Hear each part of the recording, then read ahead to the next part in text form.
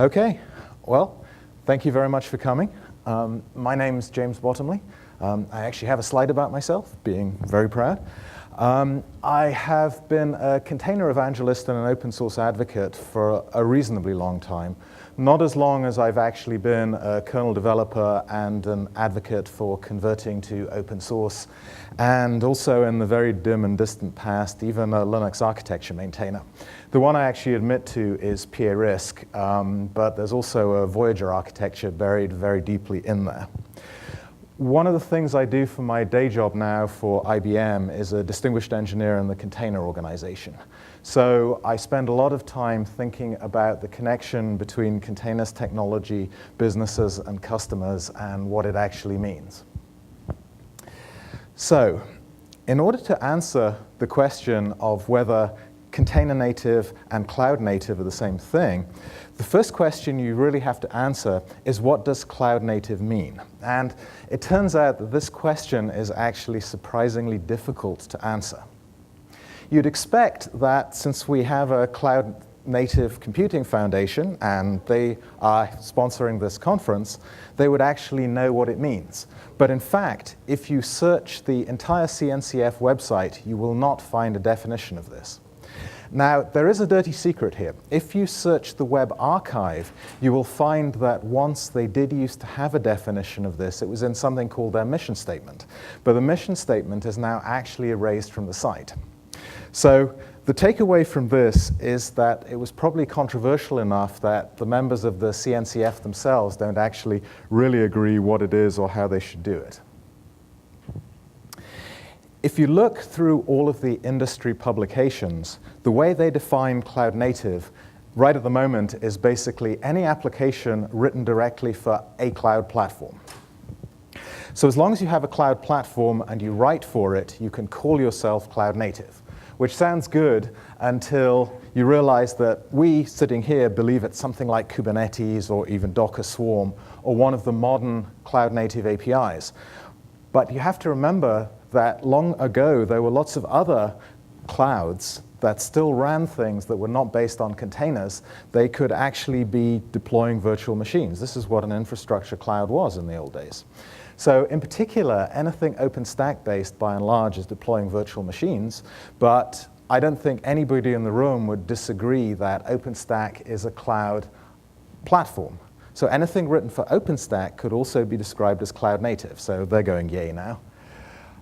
Even worse than that, anything sort of written for vCloud Director, which is VMware's idea of how to orchestrate virtual machines written for them, which is sort of 90-odd% of the enterprise. So anything that runs in vCloud Director, which is all your legacy virtual machines, could also technically be described as cloud native. And so here, we're starting to get into a mismatch in that I think if you went to any person on the street who understood computing and said, you know, cloud native is the new thing, do you think that cloud native means being able to run the old legacy virtual machines?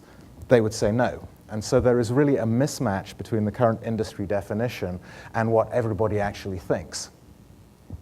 But realistically, if I follow the definition, cloud native means nothing different from IaaS, which I think is wrong, and fortunately I think about 90% of the people in computing would think is wrong. So one of the ways of actually getting at what cloud native means is to actually ask customers what it means to them. And a good way of doing this is actually finding customers who are forced to do cloud native stuff and asking them what it means. So one of the good things about being in IBM research is that we actually have a lot of projects that are trying to use the cloud. You've probably heard of things like Cognitive and Watson. I'm not going to go into what they are, but I will tell you that a lot of them began life in research. And one of the things you can do if you actually have control of a large research organization like this is to take away all their virtual machines and give them some cloud infrastructure and simply tell them to use it.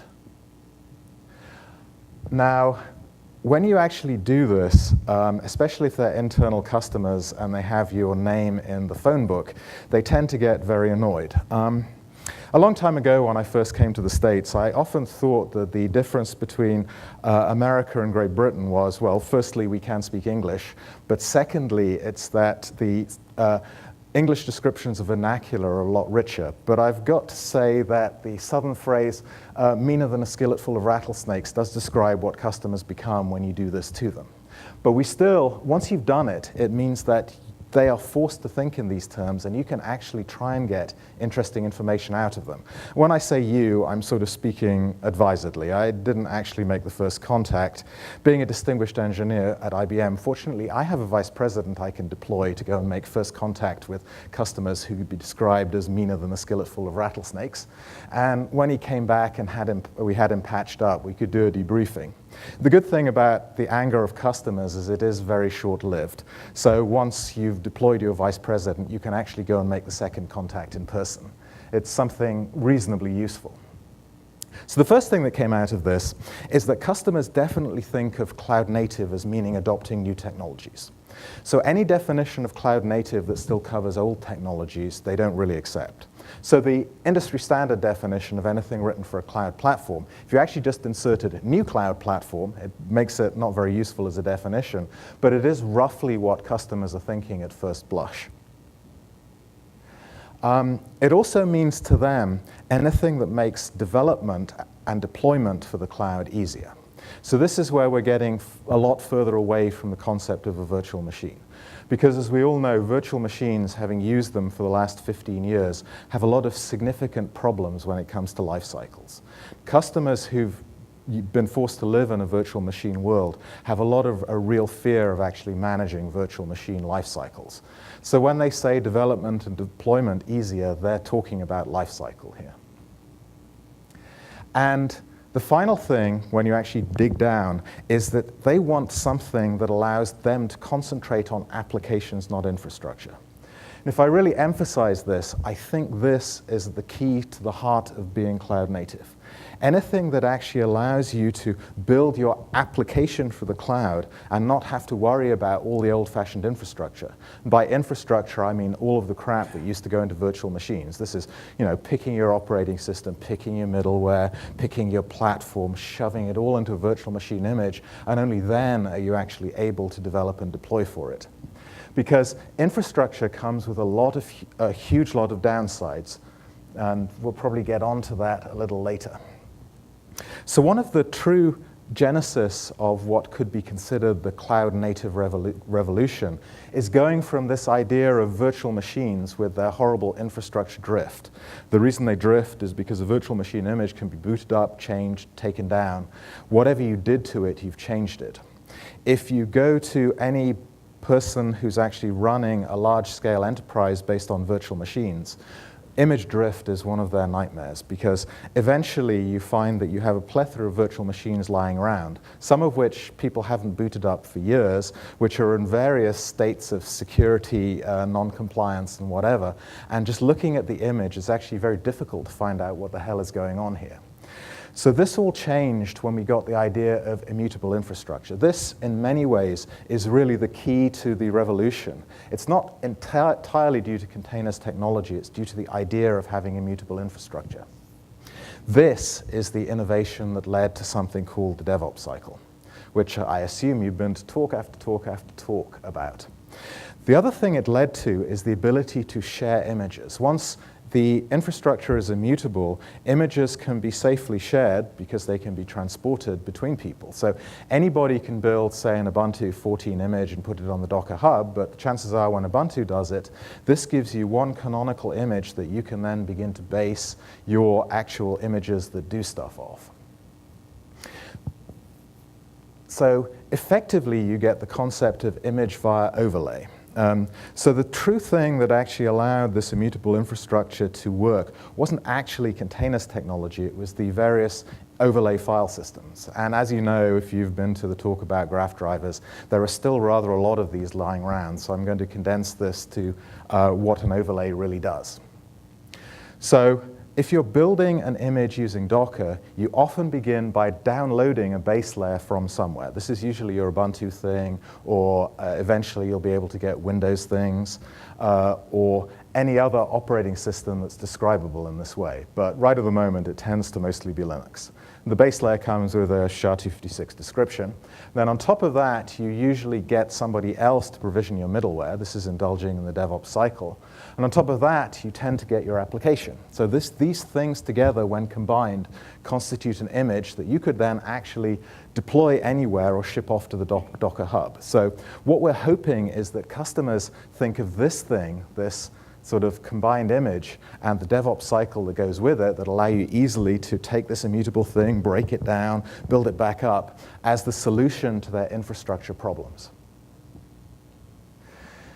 The problem with all of this is that sharing images means sort of like sharing handkerchiefs or sharing coffee cups. We share security issues and bugs. And the estimate for people who want to frighten you about security is that 70% of images on almost all of the hubs are insecure. And this leads to a lot of projects that try and fix this security. And you have to remember that there's been an awful lot of, I won't call it FUD, because I believe this 70% figure is true. The real secret of this is that if you crack open all of those virtual machines, you'll find this figure is going to be a lot higher than 70%. The only reason that nobody is making a huge fuss about this is because it's very difficult to do for virtual machines. It's one of the ironies of the technology that allows us to do this. And this is, in some ways, a technology thing. Containers are often very transparent, and virtual machines based on hypervisors are actually very opaque. So the transparency of containers leaked into this, and almost based on the SHA-SUM and how it's built, you can tell whether this image is secure or not. And it actually makes looking for security problems a lot easier with these new immutable infrastructure technologies than it ever did with the virtual machine technologies. And because it's easier, amazingly enough, we find all of the problems. So it looks like, when you read figures like this, that container technologies are really insecure, but the fact is they're not. It's just that all of this was covered up when we were dealing with virtual machines, or covered up to a large extent. And there are actually a variety of scanning projects that will actually crawl through your images or even your running containers and tell you whether what you're actually running is secure or not based on the latest vulnerability data. The oldest one, if you look at the Git tree, is actually IBM's Vulnerability Advisor, which runs in Bluemix. The other open source one that people have done a lot with is the CoreOS Claire project. The only real difference currently between these two, apart from the data sources, is that this one can actually operate on running images, and this one tends to scan static images. But because of the transparency of containers rather than virtual machines, it's actually very easy for almost anything to be adapted to do image scanning of containers. Again, this is where containers as a transparent mechanism for deploying is much better than virtual machines. In order to get into a virtual machine to see if what it's running is insecure, you have to find a way of getting inside it. So often you have to do this with agents, which then make it much more difficult and intrusive to do. Containers can very simply be scanned from the host operating system because everything a container does is visible to the host operating system. So runtime scanning is perfectly possible with any image vulnerability technology that is actually invented to cope with containers. So both of these can tell you, based on the current list of bugs, so here's the key, if there's a bug that's discovered after you run the scan, your container will still be certified as secure even though it's not. Both can tell you whether your images are secure or not. And Vulnerability Analyzer can actually even warn you about running images that become insecure. So as long as your scanner is actually connected to a current source of data, if a CVE comes out tomorrow and it can scan your running container, it can suddenly tell you that what you thought was a secure image running in your cloud has suddenly become an insecure one. And you can take policy decisions based on that. And the policy decisions that all of these technologies allow is usually warn and allow to run or stop running. It's usually a fairly simple policy decision. Now here's one of the problems where the idea of taking over the infrastructure from the customer meets our new technologies. Because if a customer is thinking that the cloud service provider is moving further up the stack and they just become responsible for the application, why do they then have to start worrying about my image has been stopped from running, what do I do now? And we say, well, you go back through your DevOps cycle and you rebuild it with a patched version of whatever it was the CVE told you was vulnerable. And customers say, but that's not what you promised me. What I want is for you as the cloud service provider to take over all of my infrastructure problems. This doesn't just mean some of my deployment problems, it actually means taking responsibility for the bits that I really don't want to bother with anymore. I am your customer. I want my field of expertise to be my wonderful application that deploys marvelous things through the cloud to my end users. I do not want to still have to be expert in operating systems and how we patch them, how we deploy them, and how we do all of this. So this is a slight clash between what we think of as the DevOps cycle and what a lot of customers think of as the DevOps cycle. Now, this is often obscured because DevOps is making great hay inside the enterprise, and the enterprise has been so far behind on its sort of building virtual machines and deploying them that the enterprise is truly happy that DevOps came along and this moves much faster. The enterprise, mostly if you're a really large company, has all of the departments necessary to rebuild this image. But you have to remember that a lot of what the cloud does is it actually allows much smaller companies to come to the forefront with truly innovative applications that they think of that usually we dinosaurs in industry don't necessarily do and deploy to the customers. For them, this DevOps cycle thing is still a problem because they don't have all of the in-house expertise to run it. And the question is, for us, since we at this conference are all pushing this DevOps thing, is what do we do about that? How do we actually satisfy our customers while not requiring them to be so big that they have 15 different departments to build this thing? So, and this is rather unusual coming from an engineer, which I assure you I am, one of the things we have to do is learn how to think like customers. So the way a customer thinks when they look at this image is that if I pick up, and let's for sake of argument, say the Heartbleed. If I've picked up Heartbleed and my base layer suddenly becomes insecure, but the application that I'm running is still, to all intents and purposes, this is the thing I'm an expert in, is still secure, I don't want to have to rebuild this image, take it back to my department, redeploy it, certify that I'm free. I want you, Mr. Cloud Service Provider, just to do this for me. So I want the cloud service provider themselves to actually be able to take my base layer off, and obviously the image shard would change as well. So effectively, they've changed my image. So what we're actually moving towards is immutable infrastructure. For us was a great innovation because it led to a complete revolution in how we thought about building images. But if you actually go to a customer on the street and find out what they want, you talk to them about immutable infrastructure and its benefits, they say, yes, I really want that. And then if you talk about problems like this, they say, well, okay, perhaps I want slightly mutable infrastructure. So they don't want the entirety of we have to take it back to our shop and rebuild it. Because if you think about it, let's say I'm a really small customer, I only really understand my application.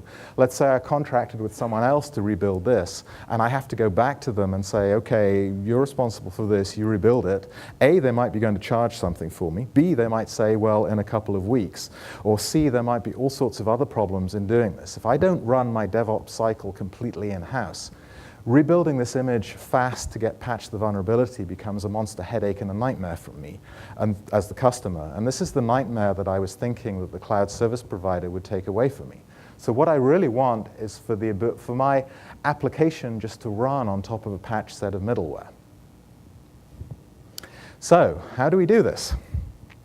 One thing we could offer as cloud service providers is actually to participate in the customer's DevOps cycle. So we could become part of DevOps with the customer. I can see glazed looks from people who run cloud service providers. At least I didn't get screams. I was actually expecting them. There's no real way that a cloud service provider who's trying to deploy all things cheaply really wants to be involved in a customer's DevOps cycle, because it makes you as the CSP far too responsible for what the customer deploys as the image. This basically means that any screw up the customer does in the application is most likely to become your fault because they're going to be able to blame you somehow for the middleware or everything. So if we conclude that making the CSP run DevOps for the customer is not really what we want to do, the next question is, what really do we as cloud service providers want? And realistically, what we really want is the ability to add image patching. This would be where the immutable infrastructure goes from being completely immutable to being slightly mutable, but within really stiff prescribed bounds. So overlays, as Linux and almost every other file system thinks of them, are all about base images and things that cover it. So there's no concept in an overlay of actually doing a merge. What an overlay does is if a higher image has a file that's got the same name as one in the base image, the file in the higher image prevails. There's no concept of actually merging this or doing anything, but it does allow us to think about how we would actually do this type of replacement. Because we can look at what the customer has inside their application layer, and at a file level, we can tell what files it overlays, and based on the differences, so we can look at a diff between the unpatched base image and the patched-based image, we can see what files that changes. Chances are, if the customer did everything right, which, to be honest, for a lot of customers is a big if, so I'm not going to pretend this will work unless the customer does it right. We can actually tell whether any changes in the image would be interfered with by anything the application has done. And if that's set, the difference between what the application wants to change and what the patch wants to change is empty, we can pretty safely deploy this overlay and effectively do the rebuild. Now, this could be just like a nice DevOps rebuild, but if we have cover of it being a patching process, we become, as cloud service providers, much less responsible for this than the customer actually thinks, largely because the set of patches that we're allowed to do would be generated by someone else, and we could say we're just following that. So a patch process for all of these images and overlays is actually very possible. It's just something we haven't actually been thinking about. One of the really great things that immutable infrastructure brings is the ability to deploy a precise environment anywhere. Now, if we allow mutability of the base image, one of the chances we run is that we're actually going to destroy this, or at least damage it in some form. So the chances are that we might get a patched image that is no longer deployable because something changed in the base operating system the application was relying on. This type of interaction happens a lot. In theory, if you're very careful about patching, so as long as the patch sequence is not your patch is upgrading to a different version of the operating system, your patch is basically, for Heartbleed, just fixing the OpenSSL libraries. A lot of patches come with these ABI guarantees. So in theory, as long as we're very careful about the patching process, we should be able to preserve the precise environment deployment, even if we actually do this patching thing. I'm not going to promise that this is always going to work out of the box, because some people's idea of what constitutes a patch is very different from other people's. We would actually have to be very strict about patches really only fix bugs. They don't slide quietly in features that other customers have asked for. So it's not impossible to run this, but it does become much more difficult once we move away from the concept of immutable infrastructure. But the point is, this is possible, and this is what customers want. Therefore, we should be thinking about this. How would we actually deploy this? I mean, the immediate problem that springs to mind is the SHA-256 sums are not ordered. There's no real way to order a patching thing without a whole lot of metadata that tells you, this is Ubuntu version 14.1, this is Ubuntu version 14.1 with a Heartbleed fix, and then the drown fix, and then all the other fixes that went into it. We need somebody to maintain the metadata that actually correlates this and tells us what a patch sequence is. It does actually shovel a lot of the responsibility onto the people supplying the other layers of the infrastructure. And it's a thing that large enterprises aren't really going to care about, because they can still follow their DevOps cycle and rebuild the image. It only really matters to smaller customers who want somebody else to be responsible for this problem. So like I said, all of this is possible. It only involves metadata tracking. The thing that we need to think about if we want cloud native really to work is this a problem we should actually be discussing? So if you raise your hand in any session where Docker people are or CoreOS people are and say, what about the patching problem? They'll always say, yes, we're thinking about that, but in fact, nothing ever pops out at the other end. So we need to go from thinking about it to actually trying to do it in order to give customers the assurance they need that the cloud service provider is actually taking responsibility for more and more of their infrastructure. Now, if we were really old-fashioned, the thing you could be telling me is, why not just use platform as a service? Platform as a service did all of this because it made the cloud service provider responsible for the entirety of the platform. The problem that we cannot now fix, the genie is basically out of the bottle, is that almost every image out there, if you look at the Docker Hub, starts with a very slightly different version of the base. They're almost all written with fairly different tools. So platforms have gone from being balkanized, as they were in the old days, to being completely fragmented in the new Docker day. It is no longer possible for us to pull all of this in and say, actually, we need you to begin with a predefined set of platforms. Whatever we do as cloud service providers now, we actually have to make the customer choice in platform and middleware work instead of trying to prescribe it for them. So as cloud service providers, we end up having to be responsible for a whole lot of stuff that we didn't really necessarily want responsibility for. But again, if all we're doing is building stuff that's shipped to us by other people with their assurances, it becomes possible, just rather difficult. And I think the reason why nobody's actually seriously tackling this is it does look like one of the harder problems. But again, if we're promising customers we're moving up the stack into being responsible, taking away all their infrastructure issues, these are the hard problems they expect us to be solving, not telling them that, oh, I'm sorry, you need to rebuild the image, this is all your fault, this is your responsibility. And one of the problems that we're going to run into eventually is that not having the capability of doing this, not being able to move fully up the stack, even the stack inside a Docker or OCI image, is going to mean that customers don't really think of what we believe to be current technologies as cloud native. This is already in some sense happening.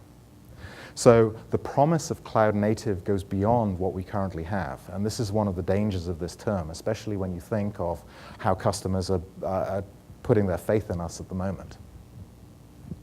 So one of the other things I promised to talk about was cloud native bare metal.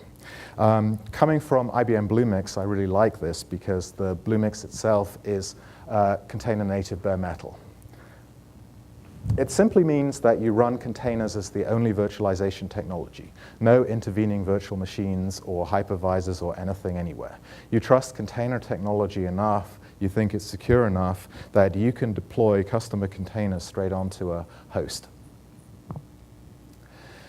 It also, if you actually find somebody that does container native bare metal, it also means that when the cloud service provider promises you management, it does not mean he's going to shove Docker or something into a virtual machine, hand you this virtual machine and tell you to manage it.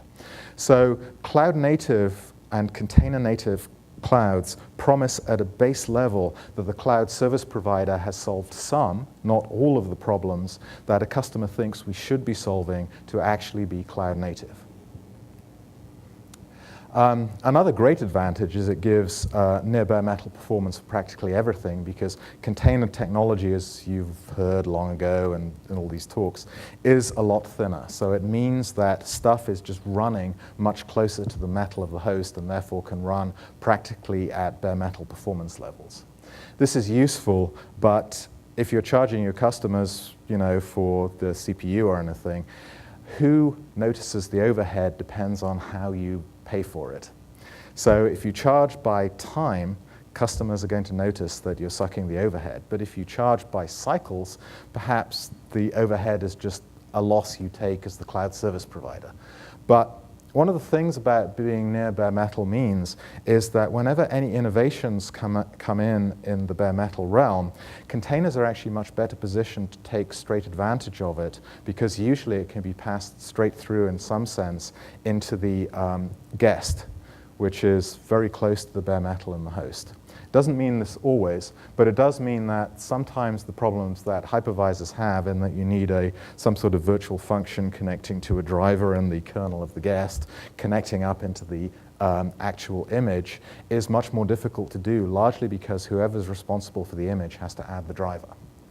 So it's possible to give bare metal performance, and it's possible to get innovations up much closer to the customer if you are container native bare metal. The other thing that being container native bare metal hopefully shows is the cloud service provider really understands the container technology. They're not just leaping on the bandwagon. So this realistically has nothing to do with technology. This is an expression of faith. But building a bridge of faith that the customer knows that you're going to do the right thing for them because you've already done it in your cloud is actually a really important thing to do. In fact, in many ways, I would say this is one of the really significant and important things that container native bare metal actually means. It's an expression of faith to the customer that I'm only running containers. So if you come to me and give me your applications, whatever happens in the future, I will still realistically only be running containers. I will help take you through whatever the transitions and the problems you get. Whereas if your statement to the customer is, well, I'm running containers at the top, but then I have a hypervisor in the middle and all of this bits and pieces which insulate me from all of this, it becomes a much more difficult story to make that, well, whatever comes down the pipe with container technology, I'm going to be there for you because I can just sequester you off into some other virtual machine thing if I decide this is getting too difficult. My investment that I've made as the cloud service provider doesn't necessarily match your investment as the customer that you're making in my platform. So the idea that there's equity of investment, I've invested in making my platform completely container native, bare metal, and you're going to invest in bringing your applications to me, gives some sort of warm sense of fuzzy and equity for the customer. And like I said, it does make it easier to adopt next generation technologies like OpenWhisk, which I also believe you will have heard a lot about through all of this talks. So before we actually try and answer the question that I really answered right at the beginning and now trying to answer again, what might next generation container native or cloud native actually mean? So you've heard a lot about OpenWhisk and Amazon Lambda, which are event-driven additions. What they actually mean is that the next generation of cloud-ready applications, which is what the customer really wants to build, will be a set of these tiny event-driven scripts that you just cobble together on top of some sort of platform that's emitting a whole stream of events, some of which you're interested in, some of which you're not interested in. These scripts can be written in almost any language, which is sort of the promise we can't get back into the bottle now, that we let out when we allowed immutable infrastructure and the Docker idea of perfectly transporting the environment. But these script fragments do need to run in an isolated way, but they also need to run incredibly fast. A lot of these script fragments, if you look at them, either on Amazon or on the OpenWhisk experimental cloud, they run very, very fast. The object is to run them in milliseconds. Some can run in hundreds of milliseconds. Some take a few seconds to run. But if you want them to be protected inside some sort of virtual environment, it has to be spun up and spun down very fast. And again, for doing this, that means that containers are coming much closer to the ability to do this than any form of hypervisor-based virtual machine. In fact, in many ways, it wouldn't be an untrue statement to say things like Whisk and Lambda are almost impossible if we didn't have the container technology to actually allow us to do this. The reason we need containment is because the customer wrote the script. So either you have to trust the script platform or you have to contain whatever they did in such a way that security problems don't leak into you as the cloud service provider. And obviously, the ideal executor is something like a microcontainer, which just provides enough containment to keep the script in bounds and nothing more. The lighter you make it, the faster it will actually spin up. And this idea of the script basically needing an invariant environment is starting to fade because whatever actually runs the scripting language does not need support. It needs support from an operating system, but it does not need the writer of the script to prescribe all the way down to the metal of the operating system what that should be. So it's starting to erode the idea of a fully immutable image all the way down to the base layer that actually runs on top of the host. So we're starting to get much more into the idea of a customer application being a set of these scripts, possibly deployed through microservices or whatever, that do these triggers that communicate among each other. But the thing you're containing and describing is really just the script. and possibly something to hook into its environment, say it's version X of Node.js or Swift or whatever other language du jour happens to be what the customer wants to program into. And so this is moving us away from the Docker idea of the prescription being all the way down to the base operating system itself. So, conclusions. Did I actually answer the question that I posed at the beginning? Cloud native definitely means different things to customers than it does to us. We really have to be aware of this. Patting ourselves on the back at a conference like this and saying we've achieved cloud native won't necessarily fly when you get to answer hard questions from your customers. We really need to think about what cloud native means to our customers and our audience and to their customers. Now, I think I've pretty much proven, especially with the industry definition, that just because something is container native doesn't mean it's cloud native. And proof of this is really that in customer terms, thinking of the next generation, Docker itself, which is the poster child for container technologies, is not actually cloud native because it can't deliver them the services they think they want, things like patching, things like microcontainers. That doesn't mean it won't be able to in future, it just means that it can't today. So this is clinching proof that container native is not actually sufficient in customer terms for being cloud native. However, container native is much more cloud native than any legacy technology. So the idea that we're moving to script fragments and much smaller environments and defining much smaller environments does mean that it's pretty much necessary that whatever we do be based on containers or whatever else comes out of the container path. The reason this is true is because hypervisors cannot move away from the virtual machine monitor base. Hypervisors are a description, basically, of something that runs on a model of hardware. And if you can't move away from that, you cannot get rid of all the legacy that has to go along with that. You know, a kernel to run it, things like this. It's much harder with a hypervisor to move up the stack that the customers want us to move up than it is with a container. So this basically means that containers are becoming essential for any technology that is going to be cloud native, just because they can contain things that are much smaller and much shorter lived. So container native may not be sufficient for being cloud native, but I believe in future it is definitely going to become necessary for cloud native. And with that, I think I've got 5 minutes for questions. This was presented using impress.js. I rather like it. It does make me a web developer, for which I'm truly sorry for all my kernel friends. And I'll say thank you and call for questions if there are any. Anybody have any questions? Nothing I said was at all controversial. Yep.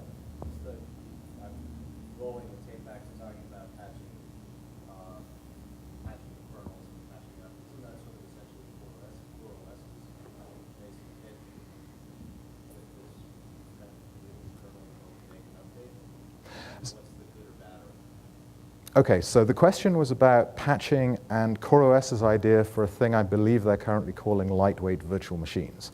The idea of this is that CoreOS gives you the ability to deploy what is effectively a hypervisor, but with a kernel that they own. So this is their current concept. And if the cloud service provider, even in a hypervisor, controls the kernel, this is effectively what's called a lightweight VM. And it does give the cloud service provider leeway to patch the kernel because they're saying they own it. But nothing else above the kernel is really patchable in this model because the rest of it is still described by your image. In a Docker image, the kernel is not part of the description, so it is possible for you to bring up a lightweight virtual machine that actually contains the kernel at its base. And obviously, any bug that's a security bug that's caused by the kernel you can fix in this image easily. But the cloud service provider would say that for all containers, they all share the same kernel at a host level if we're only deploying containers. If the bug actually exists in the host kernel and I patch it, all of the containers that I'm deploying instantly benefit.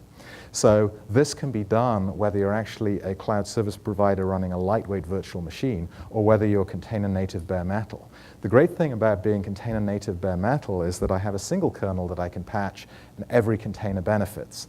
If I'm running this CoreOS idea of a lightweight virtual machine, every separate kernel that they run has to be patched, and this becomes much more of a patching problem. And then again, the customer image itself is still this immutable thing. It doesn't get patched.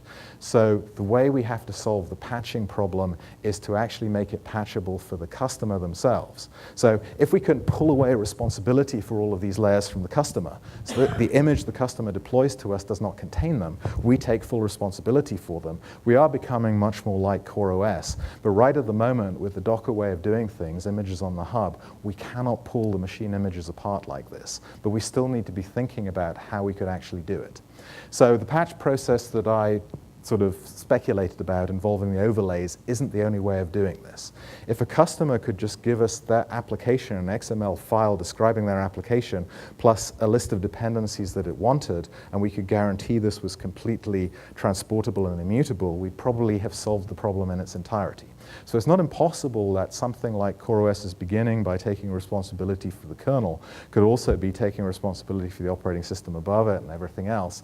The problem with that is managing the dependencies. Right at the moment, when CoreOS takes responsibility for a kernel, they only have a single kernel. Customers are not going to accept a single operating system and a single middleware, so there's still a parity mismatch between customer expectations and what we can deliver doing this. So I don't ever believe that what CoreOS is doing with the kernel will necessarily be the solution to the problem. It might be a path we could possibly go down, but it's not going to be the final solution. Answer your question? Okay, any other, I think? Well, okay.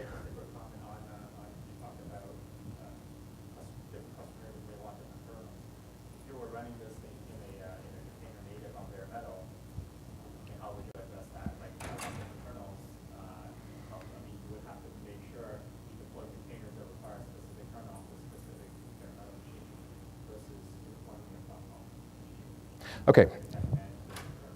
So the question is predicated on the idea that what happens if different containers need different features from the kernel. So one of the things that actually allowed the container revolution to happen was the fact that Linux has a very tight ABI difference between the kernel and the user space. So with a Linux kernel, I can actually bring up a variety of different operating systems. In some ways, it's a bit of a trick, but it's actually allowed operating system-based containers to have been around in Linux for a long, long time. So all the way back to 1999, it was perfectly possible to have operating system-based containers running on the same Linux kernel because of the hardness of that ABI guarantee. Now, the hardness of that ABI guarantee means that all of the kernel ABIs are fully backward compatible. And we also have things in the C library that help shield you from some of the problems that are in here. Because if you think about it, we're going back to 1999. The difference between green threads and native threads was sitting in the library. But it was completely masked from all of the customers. So if you've taken responsibility for your developing your operating system in a way that just shields the customers from all of this, they are much less likely to demand that the container that you're running be prefixed to the version of the kernel that you're actually running. The only thing where a customer may demand sort of different versions of a kernel is the device driver problem. So if you're taking a device that a customer wants to use, let's say the modern genre is they basically want access to the GPU for running things like Bitcoin mining or everything else. And the worry is that an earlier kernel will not have access and the later kernel will. All you actually have to have from your cloud service provider is a guarantee that the host is running this kernel later because you know it can provide your hardware, and the backward compatibility guarantees the kernel provides mean that nobody else's containers ever care about this. So this gives you a way, at least with Linux, of categorically solving this problem. It becomes harder with other operating systems if you actually run contamination across this kernel to user space ABI. So an operating system where you actually have to upgrade the user space in lockstep with the kernel, it does become much more difficult to do this. But at least there are a set of operating systems out there for which we can make this guarantee. So I presume, since you asked the question, you're really thinking about Windows containers when they come along. Well, not even in that space, but just from a technology comparison perspective. I'm just saying, like, if you have this requirement of running on the kernels, it doesn't matter whether you're in a virtual machine or running on bare metal, the problem is the same. Like, whether you, so I'm more even thinking about just the kernel features that you can leverage prominence or kernel and specifically kernels. Right. So the kernel feature problem is solved by extracting a guarantee from your CSP that they're this kernel or later. And once they can patch to that version of the kernel or later, everybody else simply uses it. I think what I'm extrapolating from this is the fact that as long as the CSP takes out the problem, it's the kernel itself. So I think that's what the fundamental key is, that it's cloud native to their customer as long as they don't see this problem. Whether you deploy containers in a VM image that you manage, or whether you deploy a kernel directly into sort of a bare metal. Right. So this is a problem that we as cloud native suppliers or as cloud service providers can take on. With that, I think I'm way over time now. So I better say thank you very much, and I'll probably be outside if you have other questions. Thank you.